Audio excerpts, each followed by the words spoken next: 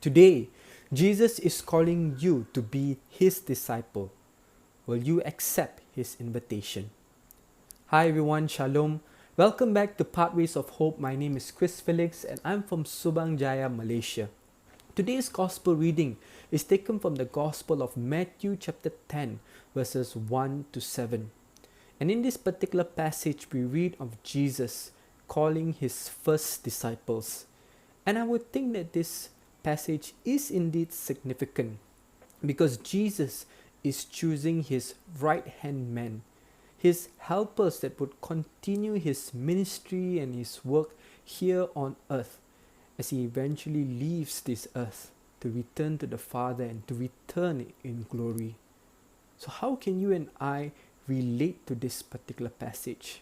Well, we read, friends, that Jesus doesn't choose, men with high intellect, of high social class, but he chooses ordinary men, fishermen, even a tax collector. Why did Jesus choose these ordinary men? Because he knew that extraordinary things could be done through these ordinary men as they gave their life, as they submitted to God. And so even for you and for me, my dear friends, that regardless of our race, our nationalities, even our fears or inadequacies that we see about ourselves, Jesus is calling us to be his disciples. When we submit ourselves to him, when we say yes to him, when we give him our fiat, we will be surprised by the extraordinary things that God can do through us because we have submitted ourselves to him. It is God who will go before us, who will influence and direct our thoughts, our minds, and our actions. So my dear friends, let me share with you the ABCs of responding to God today. A. Accept God's calling. Yes, friends, God does not force any one of us to become his disciples, but rather he offers this great mission, this great calling to each and every one of us, and we have to respond to say yes.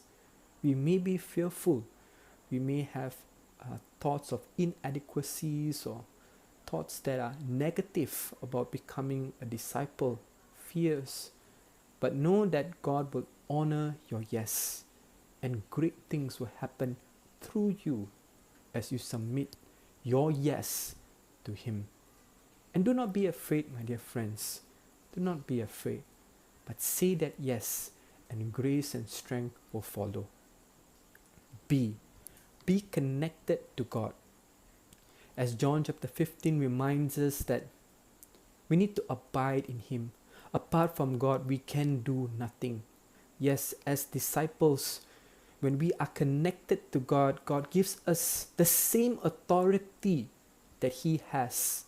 The authority to heal, the authority to preach, the authority to witness the power of God. And so when we are connected to God, yes, we will bear good fruits in our life and thus become witnesses of the gospel. Which leads me to my third point.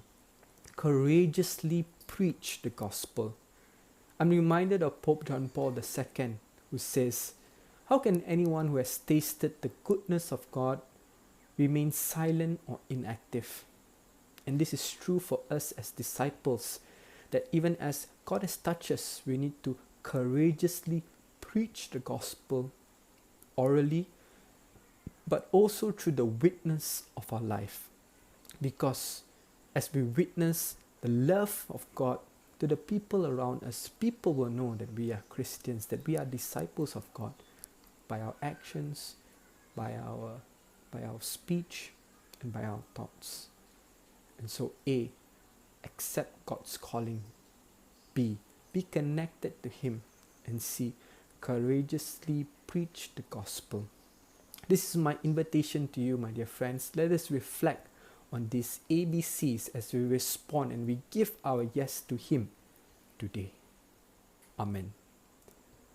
Friends, If you have been blessed by this video, I'd like to invite you to like and to share this video.